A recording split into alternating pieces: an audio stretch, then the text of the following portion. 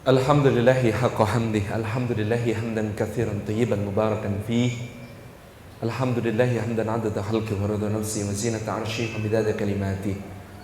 Nahmaduhu wa nasta'inu wa nastaghfiruhu wa nastahdihi wa natubu ilaih wa la na'budu illa iyyah wa natawakkalu alaih. Allahumma fasalli wa sallim wa barik ala sayyidina Muhammad wa ala alihi wa ala ashabihi wa dhurriyyatihi wa man tabi'ahum bi ihsanin ila yaumina hadza wa ba'di. Assalamualaikum warahmatullahi wabarakatuh.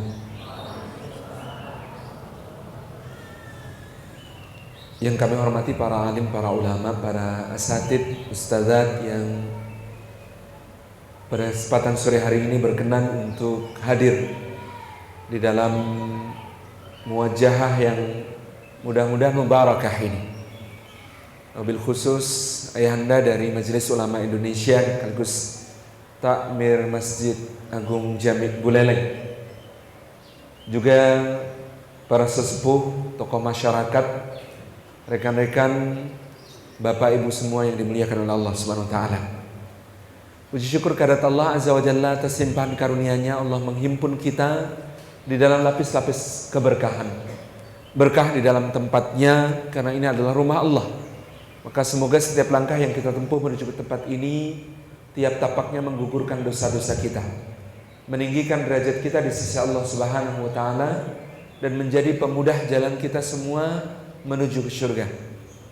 Dan duduk kita semua semoga termasuk taman di antara taman-taman surga, tempat Allah mencurah-curahkan rahmatnya, menaungkan sayap-sayap malaikatnya, menurunkan sakinah ke dalam hati kita, dan menyebut-nyebut nama kita semua dengan bangga pada makhluk-makhluk mulia yang ada di sisinya. Sebagaimana sabda beliau sallallahu alaihi wasallam dalam riwayat Muslim wa sahih, majtama'a qaumun fi baitin min buyutillah yatluna kitaballahi wa yatadarasunahu bainahum illa ghasyiyatuhumur rahmah wa haffathumul malaikah wa nazalat alaihimus sakinah wa dzakarahumullahu fi man 'indah. Para hadirin dan hadirat yang dimuliakan oleh Allah Subhanahu wa taala, berkah pula kita berhimpun di dalam waktunya, di bulan yang penuh dengan kebaikan, di bulan yang tuftahu fihi abwabul jannah wa tughlaqu fihi abwabul jahim wa tughallu fihi asyayatin. Yang suasana surgawi terasa karena Allah telah membuka pintu-pintunya untuk kita. Yang suasana kemaksiatan begitu terasa berkurang karena Allah telah menutup pintu-pintu neraka dan membelenggu syaitan-syaitan. Kita berhimpun pula di waktu yang mustajabah, di waktu puasa kita, menjelang saat-saat berbuka, menjelang saat kita berbahagia karena Allah Subhanahu wa taala di dalam puasa kita. Dan sesungguhnya Ramadan ini mengajarkan bahkan gelap pun bisa membahagiakan kalau kita sudah menempuh perjuangan dengan berpuasa karena Allah Subhanahu wa taala, hingga mudah-mudahan diampuni untuk kita semua dosa-dosa yang telah lalu. Di dalam rangkaian ayat-ayat tentang saum ini, tentang puasa, ayat ke-183 sampai ayat ke-187 suratul Baqarah, Allah Subhanahu wa taala meletakkan 3 iradah syar'iyyah, 3 kehendak Allah kepada kita sebagai orang-orang mukmin yang dipanggil untuk berpuasa. Tujuan dari puasa itu untuk membentuk kita pada 3 hal, 3 maksud yang oleh Allah Subhanahu wa taala ditandai dengan kata-kata la'alla. Yang pertama pada suratul Baqarah ayat yang ke-183 ada kata-kata la'allakum tattaqun. Yang kedua di ayat ke-185 ada kata-kata wa la'allakum tashkurun. Dan yang ketiga di ayat ke-186 ada kalimat la'allahum yarsyudun. Fasadaqallahul azim. Jadi puasa ini, madrasah Ramadan ini, tarbiyah Ramadan ini dikehendaki oleh Allah Subhanahu wa taala untuk kita supaya terbentuk 3 kualifikasi utama tadi. Yang pertama adalah la'allakum tattaqun, supaya kita bertakwa kepada Allah Subhanahu wa taala. Kalau kita diminta meringkas makna takwa itu dalam satu kata, kata apa kira-kira yang pas untuk takwa? Karena takwa ini satu kata tetapi maknanya sangat dalam dan sangat luas. Tapi kalau kita diminta meringkas makna takwa itu dalam satu kata saja, kira-kira apa makna takwa? Yang bisa menjawab dapat mushaf. Betul ya? Ini ada hadiah dari panitia. Takwa, kira-kira apa? Takwa itu dalam satu kata bahasa Indonesia. Boleh dicoba? Tunjuk tangan dulu. Boleh. Adik, apa dek? Satu, pilih satu. Tunduk atau patuh? Tunduk. Boleh. Diambil ya mushafnya, biar enak gitu kan. Barakallahu fikum. Salim dulu. Nah, ada yang lain mungkin? Tunduk. Al-khudu lillahi ta'ala. Monggo, silakan. Ustaz. Berserah diri. Mungkin maknanya adalah Islam, berserah diri. Tapi tidak apa-apa, biar mushafnya cepat laris, monggo. Ayo, silakan diambil ke depan. Ini adalah mushaf tahfidz yang memudahkan menghafal dari Cordoba. Mudah-mudahan Allah memberkahi yang menyusun. Mudah-mudahan Allah memberkahi yang menghadiahkan, yang dihadiahi. Barakallahu fikum. Ayahanda dan ibunda yang dirahmati oleh Allah Subhanahu wa taala, kalau kita menyimak dialog antara Sayyidina Umar bin Khattab dengan Sayyidina Ubay bin Ka'ab, Imam Agung Masjid Nabawi ketika itu, kita akan menemukan kalimat yang meringkas makna takwa itu. Sayyidina Umar radhiyallahu anhu berkata kepada Ubay, "Wahai Ubay, apakah makna takwa?" Sayyidina Ubay bin Ka'ab radhiyallahu anhu menjawab dengan sebuah pertanyaan. "Wahai Amirul Mukminin, pernahkah engkau berjalan di satu tempat yang cahayanya remang-remang, samar-samar, tetapi di situ banyak onak, banyak duri, banyak jebakan yang membahayakan?" Sayyidina Umar bin Khattab menjawab, "Bala, tentu saja pernah." Ubay bin Ka'ab melanjutkan pertanyaannya, "Kalau begitu, saat itu apa yang kau lakukan?" Saat itu berjalan di tempat yang samar-samar, remang-remang sinarannya, banyak onak, duri, jebakannya. Apa yang kau lakukan? Kata Umar bin Khattab radhiyallahu anhu, "Aku berhati-hati." Sayyidina Ubay bin Ka'ab kemudian mengatakan kepada Sayyidina Umar, "Fadzalika taqwa." Itulah yang dimaksud dengan takwa. Apa itu takwa? Berhati-hati. Tabarak Rahman. Jadi makna ini makna yang merangkum dari berbagai macam makna takwa. Imtithalul awamirillah wajtinabun nawahihi. Menyesuai segala yang diperintahkan oleh Allah Subhanahu wa taala dan menjauhi segala larangannya. Kenapa kita melakukan itu? Karena hati-hati. Takwa, hati-hati. Dalam sebuah hadis Nabi sallallahu alaihi wasallam ketika berbicara tentang innal halala bayyinun wa innal harama bayyinun wa bainahuma umurun mushtabihatun. Sungguhnya yang halal itu jelas, yang haram juga jelas. Tetapi di antara yang halal dan yang haram terdapat umurun, perkara-perkara mushtabihatun yang samar-samar. Maka Nabi sallallahu alaihi wasallam memberikan panduan, faman ittaqa syubuhat faqad istabra'a lidinihi wa irdihi. Maka barang siapa berhati-hati, maknanya di situ taqa berhati, ittaqa berhati-hati.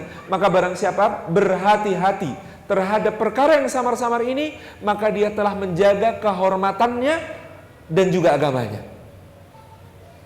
Takwa, hati-hati. Jadi salah satu produk Ramadan ini adalah supaya kita menjadi insan yang berhati-hati dalam segala maknanya. Hati-hati. Hati-hati bersikap, hati-hati berbicara, hati-hati berpikir, hati-hati berprasangka, hati-hati dalam segala maknanya. Takwa berhati-hati. Kenapa berhati-hati? Al-Imam Al-Ghazali rahimahullah ta'ala ketika menjelaskan tentang takwa, maka beliau menyebut 5 anasir. Jadi takwa kita, hati-hati kita itu dibentuk oleh 5 unsur yang sangat kokoh. Muraqabah, mu'ahadah, muhasabah, mu'aqabah, mujahadah. Di dalam rangka membentuk insan yang hati-hati ini, dalam Ramadan ini, takwa itu kita perlu hayati. Yang pertama adalah muraqabah. Kenapa kita hati-hati? Karena kita muraqabah, karena kita merasa diawasi, dilihat, didengar, dibersamai oleh Allah Subhanahu wa taala di dalam setiap detik hidup kita. Jadi kenapa kita hati-hati? Karena muraqabah, karena kita merasa Allah bersama kita, Allah mendengar kita, Allah melihat kita, Allah mencatat setiap amal perbuatan kita. Muraqabah itu punya makna penting karena kita membayangkan pada satu hari di mana pada hari itu Allah Subhanahu wa taala membuka seluruh catatan nikmat yang sudah dianugerahkan kepada kita, sekaligus semua catatan amal yang telah kita perbuat selama hidup di dunia. Karena kita ini di dunia hakikatnya adalah bintang film yang di-shoot oleh kamera. Kameranya tidak kenal habis baterai, tidak kenal habis memori. Raqibun atidun, dia senantiasa merekam, mengawasi tanpa jeda, tanpa henti sampai kita mati. Dan semua hasilnya akan ditayangkan ulang di hadapan Allah Subhanahu wa taala. Kelak pada hari yang disebut sebagai yaumul hisab. Di hari itu, kata Nabi SAW, ditampilkan kepada manusia seluruh amal perbuatannya dan seluruh nikmat yang dianugerahkan Allah kepadanya. Maka dia mengakui nikmat itu, maka dia mengakui amal-amal itu. Lalu kemudian dia merasakan malu kepada Allah karena begitu banyak nikmat Allah justru digunakan untuk durhaka kepadanya. Maka keluarlah keringat dinginnya.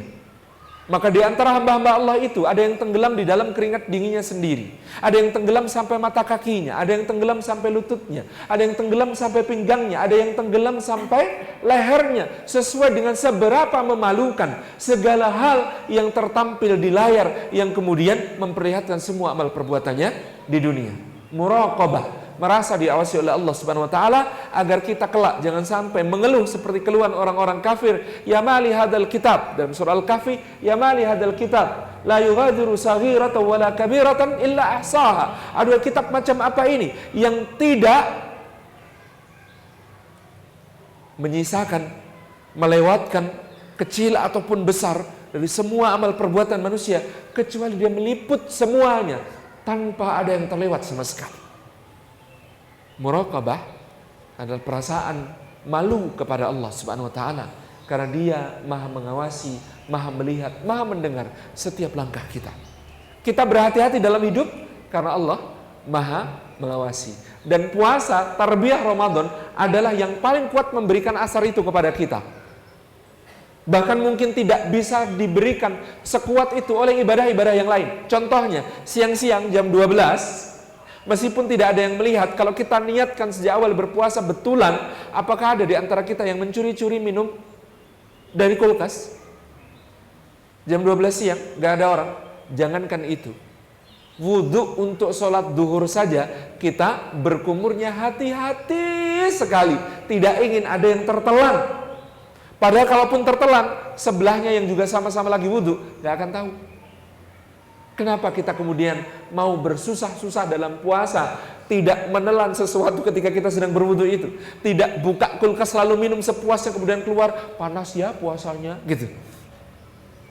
Karena kita yakin Allah mengetahui, karena kita yakin Allah mengawasi, karena kita tahu bahwa Allah Subhanahu wa taala melihat semuanya. Kalau perasaan semacam ini, hati-hati karena kita tahu bahwa Allah Maha mengawasi di bawah segenap kehidupan kita. Di dunia pejabat, ada korupsi tidak? Pak, silahkan diterima. Ini dari perusahaan kami. Terima kasih kemarin sudah dibantu memenangkan tender ya Pak ya. Tolong diterima Pak sebagai ucapan terima kasih. Loh ini gimana nih statusnya? Tidak apa-apa Pak, ini cuma hadiah kecil. Insya Allah tidak ada yang tahu. Oh masa tidak ada yang tahu? Iya Pak, di pembukuan perusahaan kami juga tidak akan dimasukkan. Tapi Allah tahu ya Dek. Kalau itu sih di luar kuasa kami Pak gitu. Ya udah Dek, nggak usah Dek, saya nggak terima yang begini-begini. Dah, bawa aja. Karena apa? Tahu Allah mengawasi. Kalau ini dibawa ke kehidupan kita, ada yang selingkuh Pak? Enggak ada. Karena semua ada di sana. Dan ada pelanggaran-pelanggaran yang kemudian menjadi asar dari ibadah kita ini. Puasa, muraqabah, merasa diawasi Allah, dilihat Allah, didengar Allah di dalam setiap langkah kehidupan kita. Tabarakallah. Yang kedua, kenapa kita berhati-hati? Ramadan ini takwa menghasilkan kehati-hatian kita. Kita menjadi makhluk yang hati-hati. Yang kedua, karena kita muahadah, mengingat kembali janji kehambaan kita kepada Allah Subhanahu wa taala. Ketika Allah berfirman kepada arwah kita, ruh-ruh kita di alamnya dulu, alastu birabbikum. Maka kita berkata, bala syahidna. Betul ya Allah, kami jadi saksi, Engkau lah Rabb kami. Allahumma anta rabbi la ilaha illa anta khalaqtani wa ana abduka wa ana ala ahdika wa wa'dika mastata'tu a'udzubika min syarri ma sana'tu abu'u laka bi ni'matika alayya wa abu'u bi dhanbi faghfir li fa innahu la yaghfirudz dzunuba illa anta. Itulah kenapa Sayyidul Istighfar ini banyak fadilahnya Rasulullah sallallahu alaihi wasallam kepada kita, karena ini meliputi tadi abu'u laka bi ni'matika alayya wa abu'u bi dhanbi faghfir li, gitu ya. Kita mengakui semua nikmat Allah untuk kita, mengakui semua dosa kita, mohon diampuni. Ini meringankan hisab kita kelak. Mengingat kehambaan kita, Allahumma anta rabbi la ilaha illa anta khalaqtani. Luar biasa. Yang kedua ini, mengingat janji kehambaan kita kepada Allah Subhanahu wa taala. Maka kita berhati-hati karena kita terikat oleh sebuah janji menjadi hamba Allah di dunia, hidup sebagai manusia, bukan sesuka kita, tapi kita terikat oleh sebuah janji. Janji itu janji kehambaan, maka dengan janji kehambaan itulah yang kita harapkan kita semua ingin mengisi hati kita dengan niat-niat, rencana-rencana, program-program, kebaikan tanpa henti. Isi hatinya orang mukmin itu niat baik. In wil khaira fa innaka la tazalu bi khairin ma nawaital khair, kata Imam Ahmad bin Hanbal kepada putranya, niatkan selalu nak kebaikan di dalam hatimu, karena engkau itu selalu dianggap sebagai yang baik selama engkau meniatkan yang baik-baik. Baik terus kalau niatnya baik. Maka Nabi SAW bersabda, niatul mu'min khairum min amalihi. Niatnya orang beriman lebih bagus daripada amalnya. Niatul mu'min khairum min amalihi. Niatnya orang beriman lebih bagus daripada amalnya. Bisa diterima enggak? Niatnya orang beriman lebih bagus daripada amalnya. Kita itu amal sama niat bagusan mana? Ilustrasinya begini. Kalau ada uang di dalam dompet kita 120.000 rupiah, seratusan 20 ribuan. Ada kota infak lewat, yang masuk berapa? 20. Kalau jumlah uangnya naik jadi 130, seratusan, 20 ribuan, 10 ribuan. Berapa ketika kota infak lewat yang masuk? 10, kok turun? Kalau jadi 135, seratusan, 20 ribuan, 10 ribuan, 5 ribuan. Jadi 5 ribu. Begini, Bapak Ibu rahmati Allah, saya akan tunjukkan perbedaannya. Orang mukmin itu disebut Rasulullah niatnya lebih bagus daripada amalnya.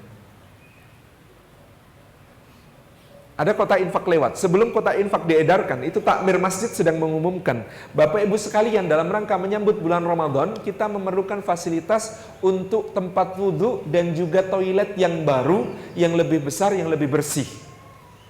Anggaran yang kita butuhkan untuk membuat itu semua insya Allah akan mencapai 100 juta rupiah. Bagi Bapak Ibu yang berkenan berpartisipasi untuk menyumbang, dipersilahkan. Mudah-mudahan menjadi amal jariah bagi kita semua. Kota infak lewat, seorang mukmin berkata, ya Allah, ingin sekali ya Allah itu 100 juta saya tanggung sendiri ya Allah. Biar semua pahalanya orang berwudu, toilet di sini semuanya mengalir untuk saya ya Allah. Itu kalau saya ada sekarang cash ya Allah, mau saya cash 100 juta biar semua pahalanya ngalir ke saya ya Allah. Tetapi Engkau Maha tahu ya Allah, di dompet cuma ada 130.000 ya Allah. Itu masih untuk belanja seminggu ya Allah. Maka ampuni hamba ya Allah, baru bisa menyisihkan 10.000. Masuklah 10.000 ke dalam kotak infak. Kotak infak jalan terus ke sebelah. Di sebelah ada orang yang ketika kotak infak itu datang, dia berkata, ya ini kotak infak usil banget lewat depan gue. Mana pada ngeliatin lagi, kan kalau nggak masukin malu. Buka dompet, ya nggak ada uang kecil, paling kecil 10.000. Sayang banget ini sebenarnya, tapi pada ngeliatin begini nggak enak. Iya ini saya masukin nih, masuk. Orang pertama dan orang kedua amalnya sama, Bapak Ibu dirahmati Allah. Berapa amalnya? 10.000. Orang pertama niatnya berapa? 100 juta. Amalnya berapa? 10.000. Niatnya lebih bagus daripada amalnya. Mukmin, Pak. Mukmin itu niatnya lebih bagus daripada amalnya. Oke. Yang kedua, amalnya juga 10.000. Niatnya berapa? Niatnya berapa? 0. Harapannya kotak infak jangan lewat. Harapannya kalau kotak infak lewat jangan ada yang lihat. Harapannya kalau ada yang lihat di dompet ada uang kecil.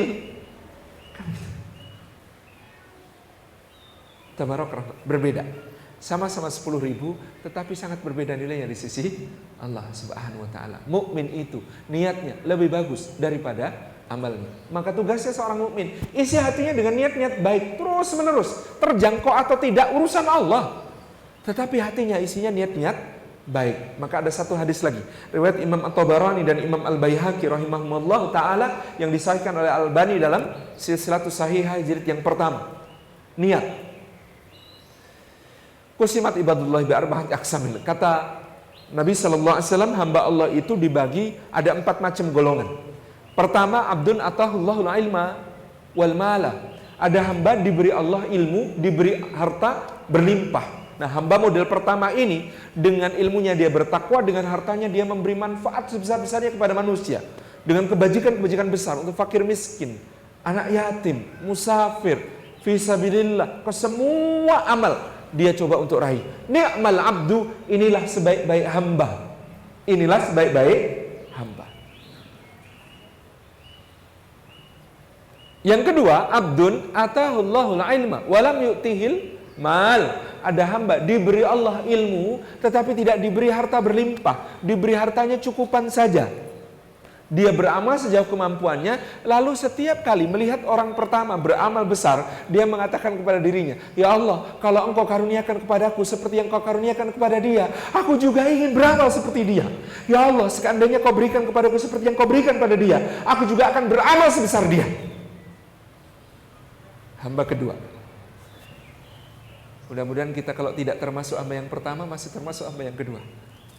Karena berita gembira dari Rasulullah SAW adalah fa ajruhuma sawa, pahala dua orang ini sama di sisi Allah Subhanahu wa taala. Indah sekali ibadah dengan niat. Ibadah dengan niat. Setiap kali kita melihat ada hamba Allah Subhanahu wa taala yang berkelebihan dibanding kita, beramal dengan amalan-amalan besar, maka kita katakan pada diri kita, ya Allah, kalau Engkau anugerahkan kepadaku seperti yang Kau anugerahkan padanya, aku juga ingin beramal seperti dia. Di Jogja, Pak, dulu ada seorang yang dermawannya, Masya Allah, namanya Haji Ismail, pemilik batik terang bulan.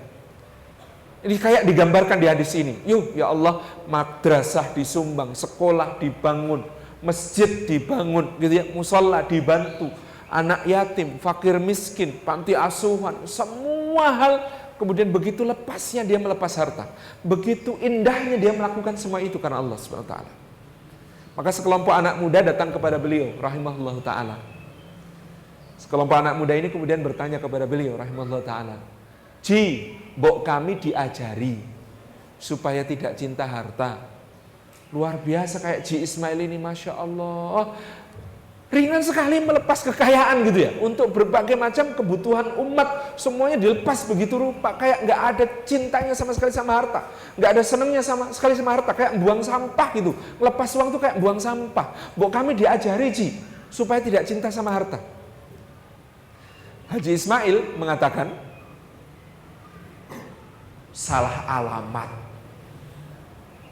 Loh, salah alamat gimana Loh, ya kalian itu kesini nih salah alamat. Loh, gimana tuh salah alamat? Loh, sini nih rumahnya orang yang cinta mati ya sama hartanya, itu cinta banget ya. Cinta sangat cinta sama hartanya sini nih. Loh, masa tuh wah mbok tenan gitu. Beneran. Loh, kami lihat sendiri tuh Ji Usman itu kayak Ismail itu kalau ngelepas harta itu, Masya Allah, enteng sekali. Itu berarti kan harta sudah di tangan, dunia di tangan, tidak di kaki, tidak di hati gitu. Masya Allah. Enggak siapa bilang begitu? Saya itu saking cintanya sama harta, saya itu enggak mau pisah kok sama harta saya. Nah, kalau cuma di rumah nanti lah ditinggal mati, jadikan rebutan sama anak cucu Makanya saya ini saking enggak maunya pisah sama harta. Nah sekarang harta saya titip-titipkan. Titip anak yatim, titip fakir miskin, titip panti asuhan, titip sekolah, titip madrasah, titip masjid. Itu semua saya titipkan. Loh, itu titip bukan ngasih. Enak aja ngasih, titip. Itu cuma titip. Kalau ngasih ya lepas, tapi saya titip, wong nanti di depan Allah mau saya tagih. Ya Allah, kemarin tak titip-titipkan nih, katanya dilipatkan 700 kali. Lah mana sekarang? Ini penghayatan yang sangat indah tentang hadis Nabi SAW. Anak Adam berkata, hartaku, hartaku, hartaku.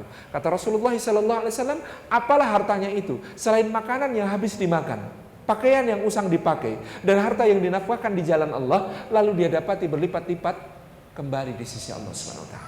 Itu harta sejati. Kalau ditinggal di rumah, Pak, bukan punya kita. Disimpan di tabungan, Pak, bukan punya kita.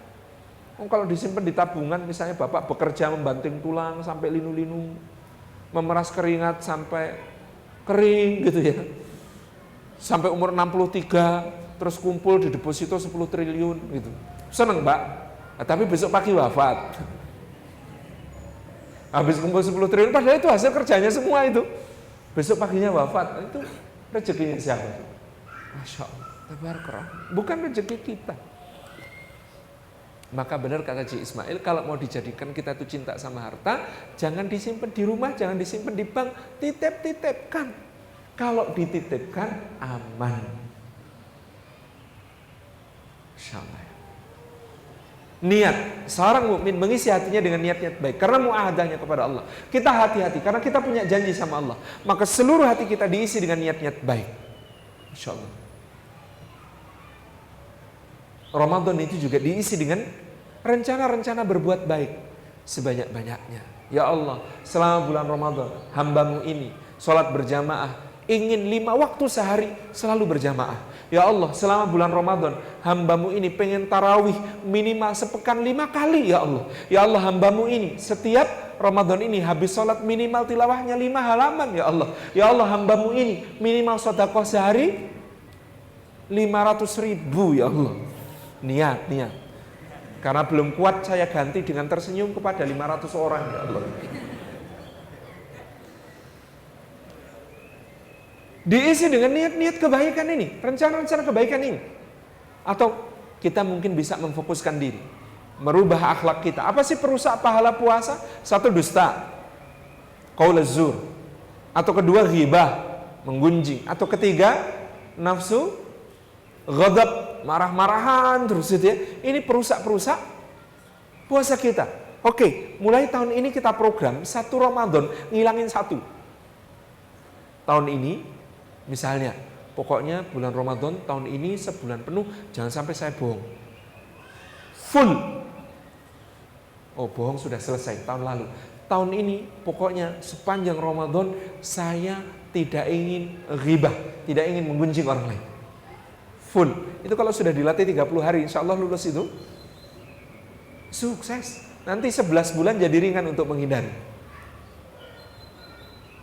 1 bulan dilatih. La taghdab walakal jannah, ditempel di mana-mana. Jangan marah. Spion motor, jangan marah gitu ya. Dashboard mobil, jangan marah. Kamar mandi, jangan marah. Gitu. Tempat tidur, jangan marah. Ruang makan, jangan marah. Gitu ya. Depan TV, jangan marah. Semua ada tulisannya jangan marah. Karena program habis-habisan tahun ini adalah jangan jadi pemarah. Masya Allah. Jadi, namanya mu'ahadah. Karena kita ingat janji kehambaan pada Allah, kita isi hati kita dengan segala niat baik karena Allah. Yang ketiga, kenapa kita hati-hati? Produk Ramadan ini, kenapa kita hati-hati? Yang ketiga adalah karena kita ini ingin bermuhasabah. Wal tangdur nafsum ma qaddamat lighad, supaya kita memperhatikan setiap diri kita ini pada apa yang sudah kita persiapkan untuk menuju hari Isya. Muhasabah. Muhasabah itu bisa dilakukan kalau ada muahadah. Kalau kita nyusun program, nah kita ini sering diajak muhasabah, tapi nggak ada programnya. Yang mau dievaluasi apanya? Wong program saja nggak ada. Ayo kita muhasabah. Apa yang dimuhasabahi? Gitu ya. Tidak ada evaluasi. Karena apa? Karena kita tidak punya program. Tapi muhasabah yang paling mendasar kemudian memang akan kita simpulkan. Apa kesimpulan muhasabah kita? 1, nikmat Allah cukup. 2, dosa kita masih banyak. 3, amal ibadah kita masih kurang. Kalau kita kok kesimpulan muhasabahnya bukan 3 hal ini, sesoleh apapun kita wajib diulang muhasabah. Misalnya muhasabah kita kok kesimpulannya dosa saya sudah habis ya. Amal saya kayaknya kebanyakan, ini harus dikurangi. Nah, kalau kesimpulan muhasabah kok kayak begini, ini pasti error, gitu. Muhasabah yang benar, kesimpulannya sama untuk semua orang, nggak peduli tingkat kesolehannya seberapa. Pasti kesimpulannya nikmat Allah cukup, ibadah saya masih kurang, dosa saya masih banyak. Itu baru soheh. Kalau nggak begitu, nggak soheh. Apalagi tadi, saya sudah kebanyakan pahala ini. Ramadan ini tak hitung-hitung itu ya sudah tumpuk-tumpuk pahala saya. Nah dosa ini hampir sama sekali saya ini nggak punya dosa, bersih selama Ramadan. Nah kalau muhasabah kok kesimpulannya begini, error Pak. Mohon maaf, muhasabah Anda error, tolong diulangi. Gitu ya. Yang ketiga, muhasabah. Karena pasti kita itu mau cari, subhanallah ya, amal ibadah itu tidak mengantar kita ke surganya Allah Subhanahu wa taala.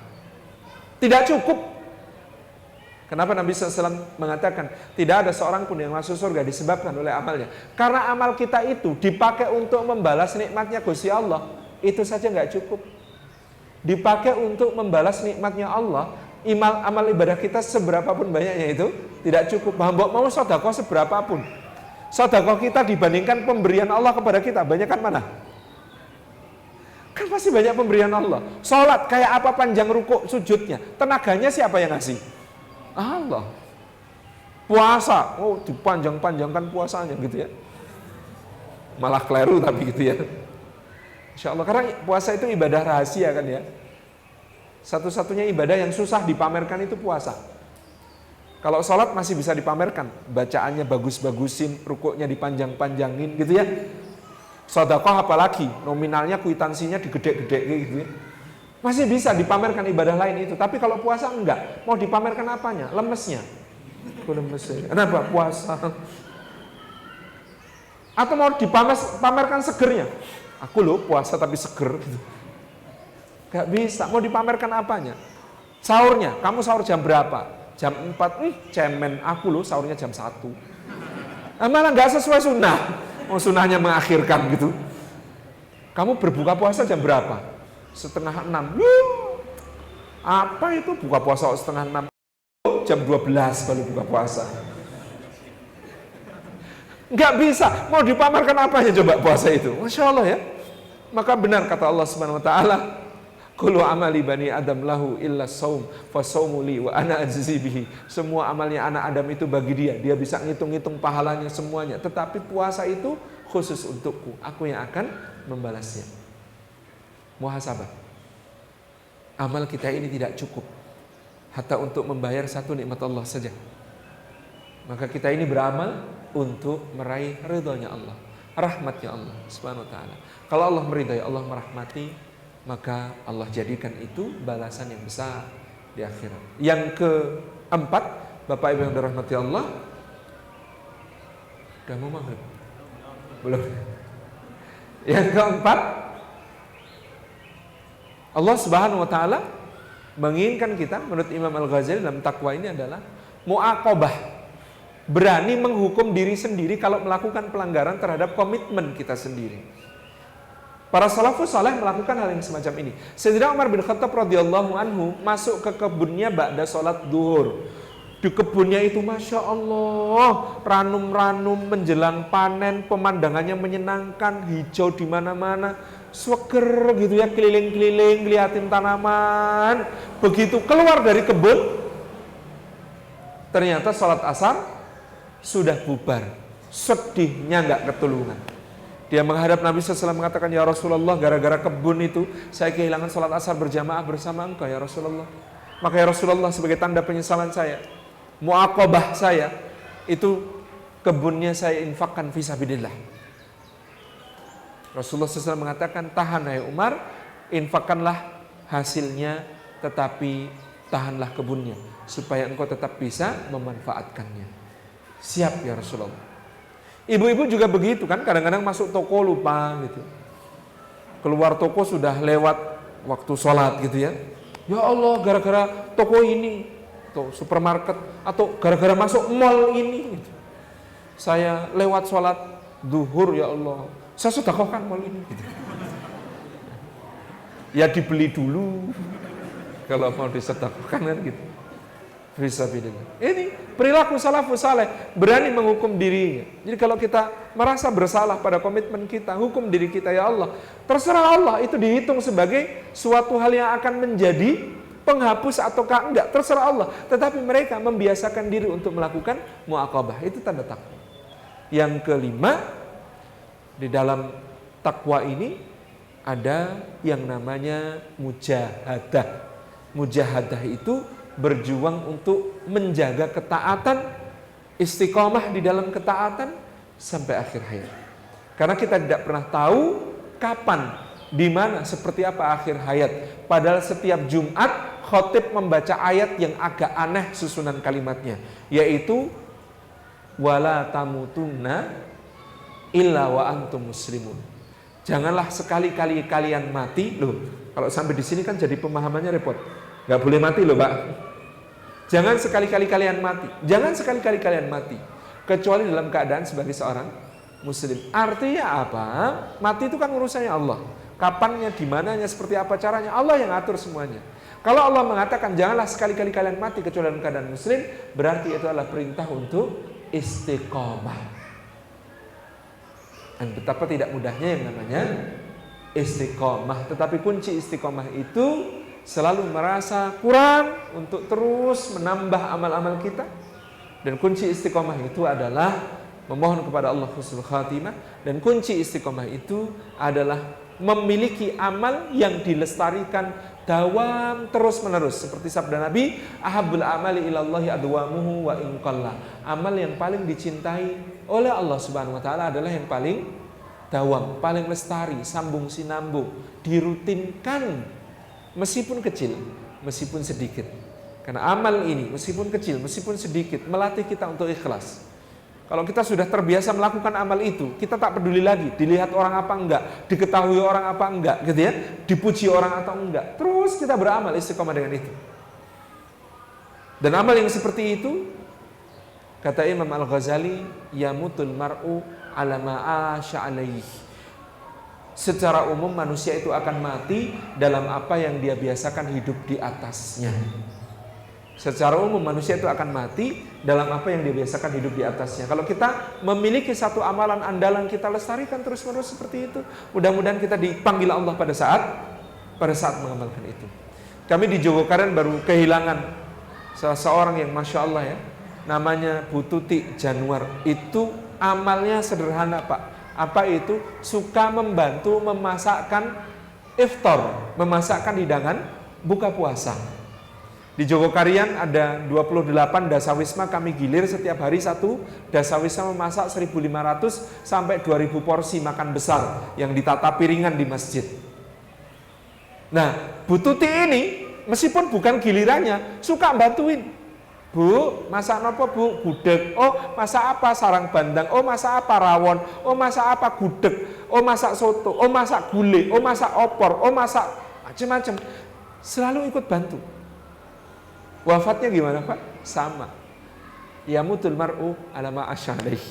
Harinya Jumat di bulan Ramadan baru bantuin ibu-ibu lain masak untuk keperluan berbuka puasa. Tiba-tiba mak tekluk itu gimana? Terkulai begitu saja. Mudah sekali Allah ambil. Yamutul mar'u ala ma asy'alaihi. Haji saya Jasa Suwito, muadzin masjid. Datang pertama membuka yang perlu dibuka, menutup yang perlu ditutup, menyalakan yang perlu dinyalakan, mematikan yang perlu dimatikan, gitu kan? Satu hari jalan ke masjid, di tengah perjalanan dilihat orang itu tiba-tiba terkulai jatuh, dibawa ke dokter. Kata dokter, oh ini jatuh karena meninggal. Kok jatuh karena meninggal dok? Mungkin maksudnya meninggal karena jatuh dok. Oh enggak, kalau meninggal karena jatuh itu jatuhnya jadi penyebab dia meninggal. Kalau ini enggak, dia itu jalan ke masjid, ketika jalan ke masjid ruhnya diambil sama Allah. Karena ruhnya sudah diambil sama Allah, maka badannya sudah enggak ada rohnya, baru badannya jatuh, gelinding. Masya Allah, betapa lembutnya Allah mengambil. Almar'u yamutu ala ma asy'alaihi. Orang itu akan mati dalam apa yang dia bisakan hidup di atasnya. Ini hati-hati kita, karena kita tidak tahu ujungnya. Hadis tentang takdir itu ngeri-ngeri sedap, itu kan? Kamu lihat ada orang beramal dengan amalan ahli surga, sampai jarak antara surga dengan dia cuma tinggal sejengkal, tetapi sudah didahului kitab bahwa dia termasuk ahli neraka. Maka di ujung dia beramal dengan amalan ahli neraka, maka masuk neraka. Fa'na'udzubillahi min dzalik. Dan kamu lihat ada orang beramal dengan amalan ahli neraka, sampai jarak antara dia dengan neraka tinggal sejengkal. Kemudian telah didahului kitab bahwa dia termasuk ahli surga, maka di ujung dia kemudian beramal dengan amalan ahli surga, dia masuk surga. Kalau memahami hadis takdir itu ada kaidahnya. Kaidahnya adalah Allah Maha Adil, tidak pernah dolim. Jadi kalau kemudian ada hadis seperti itu, kita harus memahami bahwa berarti Allah Maha Adil, tidak pernah dolim. Tapi kan kasihan itu, amalannya ahli surga kok ujungnya masuk neraka. Berarti selama ini juga ada yang error. Contoh yang paling ekstrim itu kan kisah dua orang kakak beradik di kalangan Bani Israel. Kakaknya ahli ibadah, adiknya ahli maksiat. Subhanallah ya. Kakaknya ahli ibadah, adiknya ahli maksiat. Tapi di dalam hadis ini juga ada pelajaran bagi para ibu. Kalau mendoakan anak, tolong yang adil. Kadang-kadang kita sebagai orang tua hanya mendoakan yang sedang ada masalah. Enggak, kalau bisa doakan adil. Ini ibu ini karena kakaknya sudah ahli ibadahnya nggak pernah didoakan sama ibunya. Yang didoakan adalah adiknya yang ahli maksiat. Ya Allah, anak hamba yang kedua ya Allah, itu kok ya Allah, kenapa dia ya Allah, berikan bimbinganmu, bukakan pintu tobatmu ya Allah, beri hidayah ya Allah, gitu ya. Didoakan terus sama ibunya. Nabi barokati doa ummi, gitu ya, dengan berkah doanya ibunya. Suatu hari si anak yang kedua, yang ahli maksiat, bejat itu, tiba-tiba merasa ketika bermaksiat kok kosong gitu. Aku ini ngapain, kata dia. Ya Allah, aku ini ngapain? Ibuku itu ahli ibadah, kakakku ahli ibadah, keluargaku soleh-soleh, kok aku bejat sendiri seperti ini. Memalukan sekali aku, ya Allah, aku takut kepadamu ya Allah. Gimana caranya ini supaya aku bisa bertobat ya Allah, aku ingin bertobat kepadamu ya Allah. Lalu dia tergesa-gesa lari ke tempat kakaknya, minta diajari untuk bertaubat. Kakaknya tinggal di sebuah menara tinggi, tempatnya beribadah kepada Allah. Tepat ketika si adik merasa ingin bertobat, si kakak mikir begini, hidupku kok dari dulu lurus-lurus saja, bosenin. Mbok kayak adikku itu loh, menikmati hidup. Aku ini kok dari dulu kerjaannya cuma ibadah aja, bosen sebenarnya. Apa maksiat aja ya? Kayaknya ibadahku itu sudah banyak ya. Kalau aku maksiat dikit kayaknya nggak apa-apa, nanti bisa bertobat.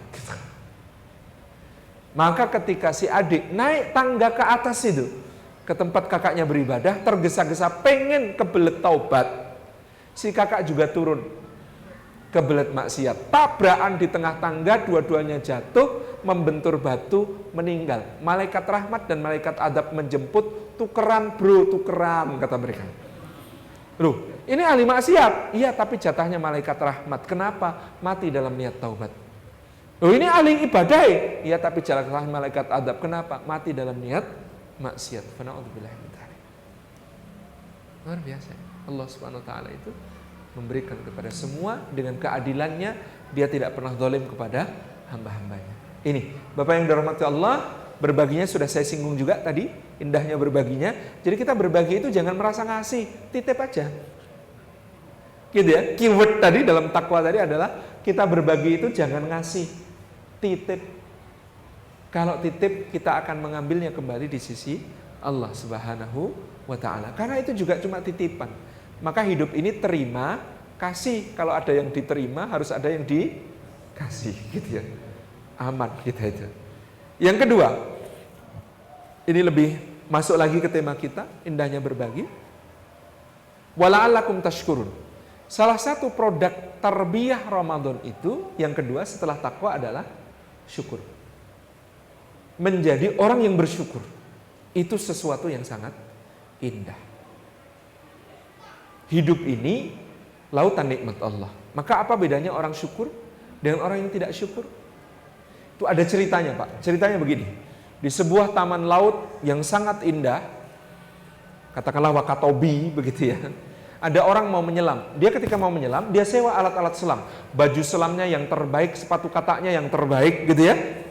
Masker oksigen terbaik, tabung oksigen terbaik, kacamata terbaik, lampu dahi terbaik, pakai boot terbaik menuju ke tempat lokasi di mana dia akan menyelam. Just sampai di lokasi, kemudian dia turun untuk menyelam. Pure. Begitu masuk ke kedalaman 2 meter, 3 meter, Masya Allah. Indahnya. Ikan-ikannya beraneka jenis, beraneka warna, beraneka bentuk. Ada yang pipih, tipis gitu ya, bergelak begitu lincah. Ada ikan yang kemudian bentuknya itu lucu gitu ya, bulat-bulat gimana gitu ya, bergerak begitu, kesusahan. Ada yang pemalu ikannya, sembunyi-sembunyi di dalam terumbu karang. Ada yang pemberani mendekat-dekat, ada yang bergerombol, ada yang mendiri, ada yang bergerombol itu didekatin, bubar gitu ya, begitu ditinggal ngumpul lagi. Masya Allah, ikannya saja berjenis-jenis, belum terumbu karangnya, susunannya begitu indah, warna-warni, bentuknya, gerakannya bersama arus laut. Masya Allah, luar biasa, indah sekali ini, Masya Allah gitu. Nah, ketika itu sedang asik menikmati di taman laut itu, agak jauh dia itu lihat wadah orang cuma pakai celana kolor dan kaos oblong. Dia pikir saya nyewa alat selam begini mahal-mahal, lah dia itu cuma pakai celana kolor dan kaos oblong. Hebat sekali nyelamnya. Dia acungkan jempol kepada orang itu. Dulu RCTI masih oke, sekarang nggak tahu gitu ya. Tuh saya kecil. Yang sana membalas dengan lambaian tangan. Bagus gitu. Penyelam kita ini kemudian turun ke kedalaman 6 meter, 7 meter, 5 meter gitu ya. Masya Allah, di situ ikannya sudah beda-beda jenisnya, beda-beda bentuknya, beda-beda warnanya, macam-macam. Terumbu karang juga begitu. Ada bangkai kapal gitu ya, ditumbuhi oleh berbagai macam tanaman karang. Kemudian di dalamnya jadi sarang ikan-ikan yang sangat banyak. Masya Allah, luar biasa. Ini pasti yang ditenggelamkan Bu Menteri itu gitu. Luar biasa. Sampai kemudian di kejauhan dia melihat si celana kolor dan kaos oblong sudah agak lebih dekat. Dia pikir kalau 2 meter, 3 meter ambil udara ke atas masih dekat. Ini hebat, 5-6 meter bisa. Maka tidak cukup 1 jempol. Dia acungkan 2 jempol. Yang sana membalas dengan lambaian 2 tangan. Turun lagi dia ke kedalaman yang lebih jauh. 10 meter, 11 meter, 12 meter. Ternyata sudah sore, matahari sinarnya yang masuk sudah sangat terbatas, jadi remang-remang. Dia nyalakan lampunya. Seklak, begitu lampunya menyala, ternyata si celana kolor dan kaos oblong sudah berdiri tepat di depannya.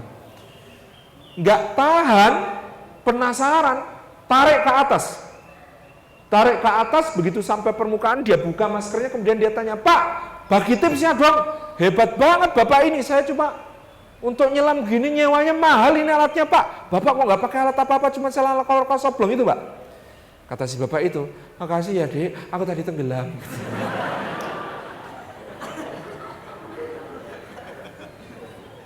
Bapak-bapak, ibu-ibu, apa persamaannya orang tenggelam sama orang menyelam? Sama-sama di dalam air, sama-sama dapat pemandangan indah, betul. Sama-sama di sekitarnya ada begitu banyak ikan, terumbu karang yang indah, semuanya ada, permai sekali, iya kan? Tapi bedanya apa? Orang tenggelam sama orang menyelam. Orang menyelam, Masya Allah, luar biasa, indah sekali, Allahu Akbar, Subhanallah. Orang yang menyelam, orang yang tenggelam, sesek dadanya, panas paru-parunya, gak karuan, pengen muntah, dahsyat sekali orang tenggelam ini sakitnya. Dunia ini lautan nikmat Allah. Di lautan nikmat Allah ada dua macam manusia, ada yang tenggelam, ada yang menyelam. Orang yang bersyukur adalah yang menyelam di lautan nikmat Allah, sehingga semuanya jadi tampak indah. La in syakartum lazidannakum. Kalau kalian bersyukur, Allah tambahkan nikmatnya. Maka orang bersyukur itu, Pak, kadang-kadang mohon maaf agak lebay, tapi memang seharusnya begitu. Orang nggak bersyukur, haus, pengen minum, lihat segelas air putih, glegek, selesai, Pak. Tapi orang bersyukur, lihat segelas air putih, tafakurnya sampai kemana-mana. Masya Allah, ya Allah, Engkau memberikan rizki kepadaku segelas air putih, ya Allah. Air putih ini dari mana asalnya, ya Allah? Di mana Engkau uapkan? Di mana terbentuk, terkondensasi jadi awan? Kemana awannya berarak? Digerakkan oleh angin di permukaan bumi ini, ya Allah. Di mana turun sebagai hujan, di mana masuk ke kedalaman bumi, di mana di celah-celah bebatuan bergerak, di mana muncul sebagai mata air, ya Allah. Siapa yang masukin dari mata air dalam botol, ya Allah? Kalau sudah masuk ke dalam botol, bagaimana bisa sampai ke hadapanku, ya Allah? Lewat berapa tangan, ya Allah? Sudah memberi rizki menjadi penghidupan bagi berapa orang, ya Allah? Masya Allah, untuk memberiku minum, ya Allah, Engkau mengerahkan segenap bumi ini bergerak untuk memberikan rizki ini kepadaku. Makannya padahal cuma nasi putih, sambal kecap, kerupuk, Pak. Apa yang dia katakan? Ya Allah, beras ini, nasi ini, Kau berikan rizki kepadaku. Betapa jauh yang harus dia tempuh. Aku dengar ini impor dari Vietnam, ya Allah. Jauh sekali beras ini ditumbuhkan di Vietnam, dipanen oleh orang-orang yang tidak mengerti bahasaku, dikeringkan, digiling, dibawa, diangkut pakai berapa kapal, ya Allah, dari Vietnam sampai Jakarta, dari Jakarta sampai ke Denpasar, dari Denpasar sampai ke Singaraja, sampai berapa jauh, ya Allah, yang harus dia tempuh untuk jadi rizkiku. Baru berasnya, ya Allah. Belum ini kecap, ya Allah, sambal kecap, kecapnya dari kedelai, kedelainya impor dari Amerika. Jauh sekali, ya Allah, dia naik kapal menyeberangi Samudra Pasifik. Semuanya cuma untuk memberikan rizki kepadaku, ya Allah. Belum cabenya, gelundung dari mana cabai ini, ya Allah. Ditanamnya di mana, ya Allah. Belum kerupuknya, iya ini tangannya orang Tasikmalaya yang bikin kerupuk ini, ya Allah. Tetapi tepungnya impor lagi, ya Allah, gandum Cina. Jadi luar biasa cara Allah menggerakkan alam semesta ini untuk jadi rezeki kepada kita, sehingga kita ini menjadi orang yang bersyukur, itu menghayati betul-betul nikmat, ya Allah. Semua yang anugerahkan kepada kami itu nikmat, ya Allah. Kayak apapun itu nikmat, ya Allah. Itulah orang bersyukur. Lebih sedikit nggak apa-apa, tapi dia menjadikannya sebagai sebuah hal yang sangat kaya di dalam hatinya, ya Allah. Disyukuri jadi nikmat, Pak. Sesuap nasi yang disyukuri tadi pasti rasanya lebih lezat daripada nasi yang dimakan begitu saja. Segelas air yang diminum dengan penuh kesyukuran lebih nikmat daripada yang kemudian begitu saja. Maka disyukuri. Segala yang disyukuri ditambah oleh Allah Subhanahu wa taala. Bapak-bapak kalau punya istri disyukuri maka akan ditambah nikmatnya. Jumlahnya belum tentu. Pasti ditambah oleh Allah Subhanahu wa taala kenikmatan itu. Anugerah Allah. Lihat istri disyukuri, Pak. Masya Allah, Bu. Pakai jilbab tidak simetris gini, nanti di surga lebih cantik daripada bidadari yang paling cantik 70 kali lipat. 70.000 kali lipat. Lihat anak disyukuri, Masya Allah. Nak, nanti bapak ibumu ada masalah di akhirat. Jangan-jangan yang menyelamatkan lisanmu ini ketika berdoa, Rabbi firli wali walidayya warhamhuma kama rabbayani shaghira. Nak, kamu itu anugerah paling mahal buat bapak, paling berharga buat bapak. Kamu yang bisa menyelamatkan bapak besok dengan doa-doamu. Nak. Disyukuri, Pak. Nih. Orang yang bersyukur itu melihat segala hal jadi jalan surganya. Istri jalan surga, anak jalan surga, gitu ya, tetangga jalan surga, yang baik jalan surga, yang jelek jalan surga, yang berbuat baik kepada kita jalan surga, yang berbuat jelek kepada kita jalan surga, yang jahat kepada kita jalan surga, semuanya jalan surga. Indah sekali karena syukur kepada Allah. Maka syukur itu mensyukuri Allah, menyebut-nyebut Dia. Wa amma bi ni'mati rabbika fahaddits, bahwa ini semuanya nikmat Allah. Hada min fadli rabbi liyabluwani aashkuru am akfur. Ini karunia Allah untuk menguji aku apakah mau bersyukur ataukah kufur, gitu ya. Menyebut Allah, menggunakan di jalan ketaatan segala nikmat yang hendak kita jaga. Kalau kita ingin menjaga nikmat itu, gunakan di jalan ketaatan. Gunakan di jalan ketaatan, maka nikmat itu akan dijaga oleh Allah Subhanahu wa taala kepada kita. Dan akan dilipatkan oleh Allah Subhanahu wa taala kalau kita mau berbagi nikmat itu dengan sesama. Jadi 3 cara bersyukurnya itu indah sekali. Goalnya Ramadan menjadikan kita orang bersyukur, orang yang banyak menyebut Allah Subhanahu wa taala atas segala nikmatnya, orang yang menggunakan nikmat Allah itu untuk ketaatan kepadanya, dan orang yang menjadikan nikmat itu sarana untuk mengikat cinta dengan sesama, bersilatil arham. Nabi SAW begitu tiba di Madinah, yang beliau khutbahkan adalah ayuhan nas afsus salam wa'at'imut ta'am wasilul arham wasallu bilaili wan nasu niyam tadkhulul jannata bisalam. Wahai sekalian manusia, tebarkan salam, berbagilah makanan, sambung silaturahim kekerabatan. Salatlah di malam hari ketika manusia sedang lelap, masuk surgalah kalian dengan penuh sejahtera. Jadi yang kedua, goalnya madrasah Ramadan menjadikan kita orang yang bersyukur. Yang ketiga, la'allahum yarsyudun. Goalnya madrasah Ramadan adalah menjadikan kita orang-orang yang selalu mendapatkan bimbingannya Allah Subhanahu wa taala di setiap langkah. Dalam satu hadis qudsi, Nabi sallallahu alaihi wasallam bersabda, Allah azza wa jalla berfirman, barang siapa menyakiti kekasih-kekasihku, maka aku mengumumkan perang kepadanya.